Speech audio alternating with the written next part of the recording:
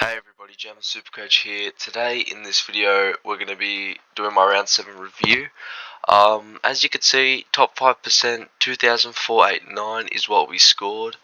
Ended up going up 500 ranks and cracked into the top 2000 sort of. So top 2794 is our season rank at the moment, which is it's good, but considering where we were earlier, it's a bit annoying, but it's good that we've bounced back this week and we're getting ourselves back on the right track. In terms of how the players went, I think it all went really well. Like, there was barely any downsides. The only thing was not having Jerry and Gorn and just some massive scorers that we missed out on. But apart from that, everything really went well with the team. So let's go through it all. Sinclair 99 played a good game, but everyone got underscored in this game. I don't know what it was, but like I think Zorko deserved maybe 120, 130. Sinclair definitely deserved 110 or more. Levi Ashcroft deserved a little bit more. Dunkley deserved a little bit more. Like, the fantasy to Supercoach ratio was cooked on this game. Like, it was just everyone was getting underscored for Supercoach in this one. But yeah, it's a shame he's going to be dropping in cash, Jack Sinclair, but he's still D1 for me and should be D1 for the season, I reckon. Who's he got this week? Fremantle this week. Hopefully he can bounce back there. It's at Marvel. Should be good. Sheasel 135 went back to halfback. Played Port Adelaide, which is a decently hard matchup for defenders. Yeah, he went well. Like, hopefully North finally realised that Sheasel just isn't that type of guy in the midfield and he's just better off at halfback, more effective. But yeah, that's a good game from Sheasel. Yeah, managed to do really well there. Zorko 104. Look, he had a very bad first quarter. I was thinking, oh my god, this guy can't get any worse. And then he was just like racking up the ball for the rest of the game. I was like, holy shit, this guy's getting so underscored. Like, he ended up on like 35 touches, or like 30 touches at about 75% efficiency. In my books, that's at least a 120. But he only just cracked the ton. But I mean, I'm grateful he managed to get a lot of the ball because we haven't been seeing that in some of these previous weeks, but he showed today that he's definitely still got that ability there, that ball winning ability, and he played a lot more high up the ground. Like, I think he even attended some CBAs. Yeah, that was just very interesting there. Then we got Roberts. Yeah, he played well, played really well. He's been a good hold. Yeah, managed to hold him after both his 70s and his I managed to repay my faith with a couple of basically 120s. His efficiency was a little down, but he was getting everywhere around the ball, and he's played two hard opponents and still managed to score well. So it's looking up for Roberts. I don't know what's going on there. Let's get the team back. So I apologise if I'm a little bit like croaky. I'm a bit tired, but yeah, Roberts really good. Break even at 50 now. He's gonna start going up in cash a lot. Pushed out a 103 average, so people that traded him will be pretty pissed off. Bice 101. He's been like the most unreal rookie. So yeah, very happy to own him. I reckon he's got another week or two in him, then maybe we move him on because like he's definitely he could stay there for a very long time, but you don't want to be holding on to these cash cows for too long because then you see yourself sort of stuck. When they go bad, they're gonna lose a bit of cash that they made you. So I don't want to be hanging on to these cash cows for too long or these money makers. Zach Reed 90, a beautiful farewell for my team. Break even up to 48 now, which is definitely holdable, but I think I'm going to trade him.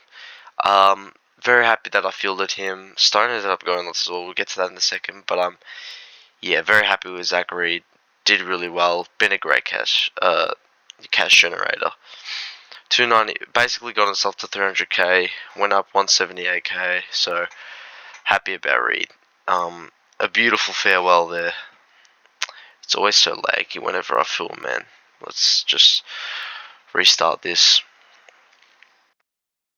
Stone 78, a spike game. I cannot believe it.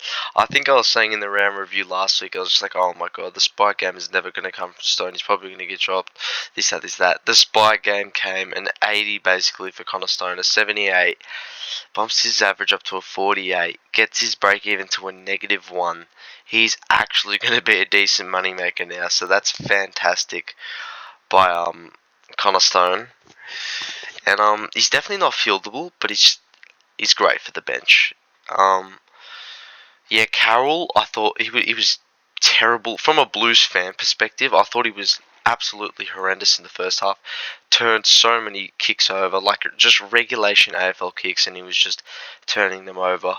But in that second half, and when the game was on the line, he came to life. I mean, I think there was a couple holding the ball tackles in there at some crucial stages in the game in our defensive 50, and he just hit some massive kicks. In the clutch time, so I think he'll hold his spot. What's his break even? -28 still. So yeah, I really rate Carroll from a Blues perspective and as a Supercoach pick. So I think he'll be fine unless we drop him, but I don't think they're going to do that. By the way, Geelong Carlton was an absolute beautiful game, absolute cinema. Like I loved that. I didn't end up going to the game because I had my own footy, but wow, it was just amazing. Um, Brayshaw 157, the top scorer for my team, fantastic. A bit pissed off that I didn't get this score as my captain because I was really wanting to go Brayshaw as the captain and not take the Dacos VC, but then I just thought to myself, it's a 125. In what world do you not take a 125 as your VC? So I said, okay, let's just take it. But probably would have been the better play to captain Brayshaw, but we got to stop looking in hindsight, man, because we've been doing that the whole season, and it's been fucking me up mentally in terms of Supercoach. So yeah, we've got to stop doing that. He's got St Kilda this week, who's been relatively easy for mids this year. So yeah, I think he'll be good there. Yeah, he'll probably be. When do they play? Friday night. Yeah, he'll probably be my VC. Let's just chuck the VC there. And Dacos playing Geelong, so we'll just chuck this on Dacos. We'll do that for now. Speaking of Dacos, 125, fantastic game. Efficiency was a little down, which stopped this score from being really big, but you take a 125 from your VC any day of the week. So, yeah, 125 captain score. Well done, Dacos. Good entrance to the team. And he was just, in terms of like how he played during the game, I thought he was amazing, especially as captain. Like when he kicked that first goal, oh my god, the MCG just erupted. Dunkley 100, like, I mean, at least he turned up, but he's been complete butt cheeks since the first game. A 174 and just like a few 110s, 80s, and this fucking sorry ass 100 score. He's down to 529k now, so he's very, very gettable. But yeah, look, hopefully he bounces back. He usually plays well against Gold Coast. I've checked his history. It's his highest Supercoach averaging against team. So yeah, hopefully he can bounce back this week. But again, we've been saying that for like the past fucking 3-4 weeks now. Chera 81. Look, he got underscored this game. I thought it was fantastic from a Blues perspective. Had like 25 and 5 or 6 tackles. At high percent efficiency as well. The thing I love about Chera is just how clean he is by hand. Like he will rarely fuck up a possession. Yeah, I just love that about Chera. He'll be fine. I think this score is just an outlier. Had a bit of, I think it was cramping towards the last end of the last quarter, so you can forgive him a little bit there. Yeah, I don't think he'll be seeing many. I think this is his floor. I think 80, 75 is sort of his floor. So if that's his floor, then I'm well and truly happy to be owning Chera. So that's fine from him. Who we got? We got Adelaide this week, and what do they rank? It's fourth. Although I think that they let Brayshaw go 157. So yeah, hopefully Chera can push out a big score this week, but he's more consistent. Clayton Oliver, 98, had a massive second half, had like 22 in the first half, but I don't know what it is with this man's first halves, but if we tallied up all his first halves from every game this year, I reckon it would add up to maybe one 200 points if we're lucky. Like, his first halves are fucking terrible, but then his second halves he just explodes that little bit enough to make you hold him and just pushes to a near ton as he usually does. But he's got West Coast this week, and hopefully he can push out a 100 plus score. I think he will. I think I've got a really good feeling about it this week. I don't know what it is. I've just got a gut feeling that he's going to go big this week. Oliver. And I mean, everyone has him, so it's not the worst if he keeps doing this. Levi Ashcroft, 68. Good. Had a terrible first half and then bounced back in the second half. A little bit underscored, but a good farewell for you. You've been a great moneymaker in that team, so thank you very much, Levi Ashcroft. Xavier Lindsay, 78. Fucking so underscored, man. He was fantastic. He's probably my favourite rookie out of this draft class this year. I just love the way he goes about it. Break even back down to 1 now, so he's going to start actually being a decent moneymaker now. Yeah, just so underscored, but he has got West Coast this week, so I think he's going to go decent again. Yeah, he's going to have a really low break even by the end of the next week, I reckon. So yeah, happy about Lindsay, but underscored. Hewitt, 65, didn't really pay much attention to his game, just looked at the SuperCoach score, so not really much to say about this. Good score, I guess, but this was actually the lowest score in our starting lineup, so it got taken out. So yeah, this didn't really count, but yeah, good job, Hewitt. His break-even's down to negative 32 now, so he's going to be a fucking fantastic, sort of pottish cash generator, I think. Then we got Kako. Like, this guy's just... He's a decent kid, but he's just not the best in terms of SuperCoach scoring. But he has got North this week, so I'm gonna hope he goes good this week, and I'll loop him. And if he does well, we can take his score. I definitely feel like there's a spike game in there for Kako somewhere. Let's just plug my headset in real quick. I think it's about to die. There we go.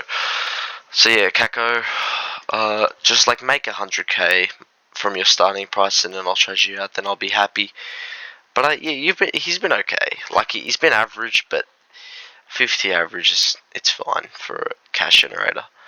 Never, I think he was injured or got dropped. I don't know, one or the other. But some people were saying he was injured, some people were saying he was dropped. So I don't even know. Hopefully he plays this week. If not, then we got yet another dead rookie. Gross got fucking dropped.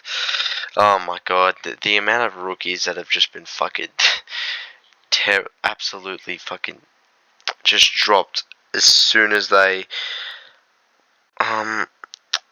some before their price rise, like Patton and Campriali. Speaking of which, Patton played this week, but we'll get into that in a second. But there's been so many rookies that have just been dropped as soon as they've played and as soon as people have got him. So it's a shame from Gross, but I think he will come back. I think he's first in line to sort of come back. I think if a West Coast mid gets injured, he's going to come back. So I hope he does. But worst case, we've got a loop. And look, I'm not going to trade him. I've traded enough dead rookies as it is. So yeah, I'm just going to keep him there. Darcy Cameron, 125. Great. Well done. He finally delivered a 120 plus score, and Champion Data finally gave him the score he deserves. That always underscore him. But Jerry did go nuts, so we lost about 30 points on that because he went 160. DKM went 125, so we're losing like 35 points there. But it is what it is. It's not a massive loss, but it is a loss. Not having Gorn also fucking killed me, but it is what it is. Yeah, not owning Jerry is something that's gonna fucking kill me throughout the season, but I don't know, I'm in a tough spot at the moment. I can't really trade DCAM. I think we'll just have to hold till the buys, or until our team's finished, and then we can sideways into Jerry maybe, or Flynn to Jerry or something, but for now, that's what we got to do. We got to persist with DCAM now. Um, TDK 135 played Reece Stanley, so always expecting the score. Did really well from a Blues perspective, so I'm happy with him. Yeah, he's looking like he's gone back into form after a couple of average weeks. Pike delivers my loop, so thank you very much. Um, Horn Francis 111. This guy's been bloody fantastic. People that traded him out after a few bad scores will be very pissed off because he has just come back like a house on fire. And I think he'll be F1 this year. So, actually no, Smith or McRae will definitely be F1, but he'll be up there. Horn Francis. So yeah, he's been a good pick. Rank him 120. I don't know how he got this score because I checked his stats. I think he had like 19 disposals, 6 tackles, what else? And a goal at decent efficiency, but like I don't know how he pushed out on 120, but I'm happy. I'm not complaining at all. Yeah, this will start to get him to make some money again because he's been down the past few weeks and he's gone all the way down to 497k. But I mean, he's a keeper in the forward line, so it doesn't really matter how low he gets. He's going to be a keeper unless he fucking gets injured or something. But we'll cross that bridge when we come to it. Bailey Smith 120 actually got underscored. I reckon the one game Bailey Smith gets underscored, I think, because usually he gets fucking absolutely gifted by Supercoach. This game, I was like, yep, he got underscored. He had like 30 disposals, 10 tackles. Fuck, he was everywhere. At like 70% efficiency. So I don't know why I only got a 120 there. I think any other day this would have been a 140 or more for Bailey Smith. But I mean, us Carlton winning actually probably did have effect on that. So I can sort of see that. But I mean, everyone has him, so it doesn't really matter. But a 120 is nice from Bailey Smith, so thank you very much. Petrarca, yes, 130, thank you. Oh, I was seriously thinking when we got him last week that we are just going to be stuck with some guy averaging 90s for the whole year. He comes out and he goes bang with a 130 score. That second half was just magical. He looked like the Petrarca of old, and I was just like, yes, thank you so much. So yeah, that's really good for Petrarca. I think he'll definitely be a keeper in the forward line, and I'm glad I upgraded to get him. McRae 77. Shit, like I don't know what the hell's going on with McRae. I think he got tagged by Berry this game, but he's been down on form the past few weeks. What's his break even? 100. I think he goes good this week. I think he responds.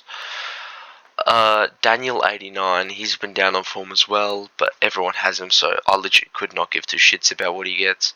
Caden Cleary 89. Clutch, because I needed him for cash gen, and the fact that he gets a 90 is just he's reset his cash gen. Absolutely fantastic. He's going to be going up. How much did he go up this week? 44k. Yeah. Thank you very much, Caden Cleary. You're going to be fantastic. Patton 36 got injured. He was looking really good too. I think he had like 30 in the first half. I wasn't watching the game, but his scoring looked okay before he got injured, so that's a shame. I hope the injury is not severe. If it isn't and he plays this week, I'll be like, thank God. But I mean, I'm just happy he did play because I thought he was going to be sitting as a sort of loop the whole year, but he's actually providing some money, so I'm happy with Patton. And lastly we got Flynn, 105. Everyone has him, but thank you. Nice flex score. He also though he got absolutely destroyed by Meek. Like Meek had like 60 hitouts and 20 disposals. Like he's just so fucking poor in the ruck because he had like 30 hitouts himself, but he just lets other ruckmen walk all over him. But yeah, he had a decent game himself, so hopefully fucking McQualter doesn't get any stupid ideas and wants to bring BJ Williams to absolute flog in, so hopefully he doesn't get ideas like that. But let's get into the trades now. I'm definitely not going to use the boost this week, I don't think. We're going to read out. You could definitely hold him, but I think I'm just going to go out to get an upgrade in.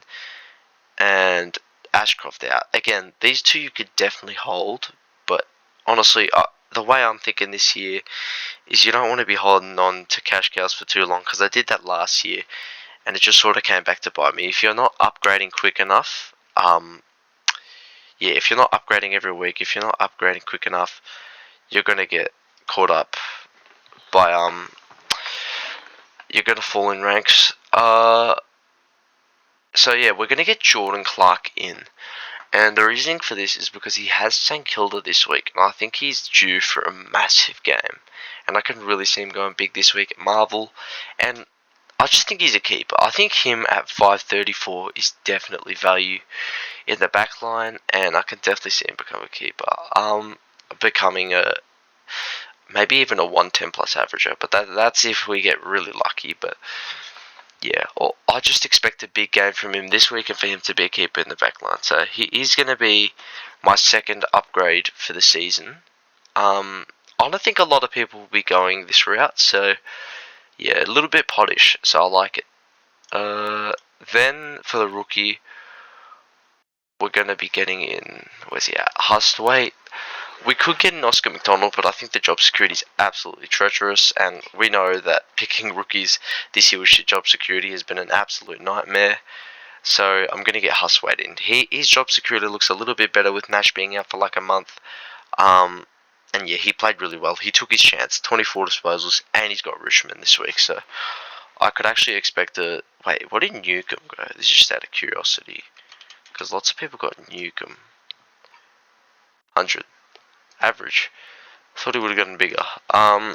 Yeah, Hustwaite, I think he's going to be a good rookie this year. Decent job security and a good player. So that's good. And yes, we're fielding him, but we've also got Kako here. So if he goes decent on the Friday night, if he goes anything 65 or above, actually 60 or above, I'm just going to end up fielding him. Although Hustwaite does play Richmond, so I might have faith in Hustwaite and just field him unless Kako goes nuts. But yeah, those are the trades that I'm doing. So Reed and Ashcroft out, Clark and Hustwaite in. Yeah, I'm really confident about the Clark pick. I just got a great feeling about it. Plays St Kilda this week. He's got an actual... Freo have got a really easy fixture. Not coming up. They've got a bit of a tough fixture coming up. But in terms of like going ahead, they've got a very good fixture. Like St Kilda are good for defenders. Collingwood are good for defenders. GWS are average for defenders. Port Adelaide are bad for defenders. Gold Coast are decent for defenders. North are good for defenders. I don't know about Essendon. I think they're just average. St Kilda again. Sydney, will probably cop a tag, but I think the Jordan tag has been fucking shit this year, so should be able to break through that. Hawthorn are very good for defenders this year, I've noticed. Collingwood, West Coast, Carlton, Port Adelaide, Brisbane Bulldogs. So he's got a relatively easy fixture going forward. So I really rate him as a pick. I think he's going to be averaging 105 plus for sure. He's definitely going to be a keeper in the back line, and I think him at 534 is good value. So that's what we're doing this week. In terms of VCNC, I think I'm going to just stick with this. Brayshaw Vice Friday night against St Kilda, and Dacos against Geelong. So basic, but I think it'll be effective. I think lots of people will be VCing Jerry. I think he's going to go nuts against Goldstein this week, which is a shame, but we're just going to have to live with it. We could vice Sheasel, actually. If he plays halfback, I might vice Sheasel. But for now, this is what I'm going to do. Yeah, thank you guys for watching. That's my round review. Hopefully we can keep rising in ranks. A decent bounce back this week from a terrible week last week. So, yeah, things are starting to look a little bit up. So, thank you guys for watching. I'll see you in the next one.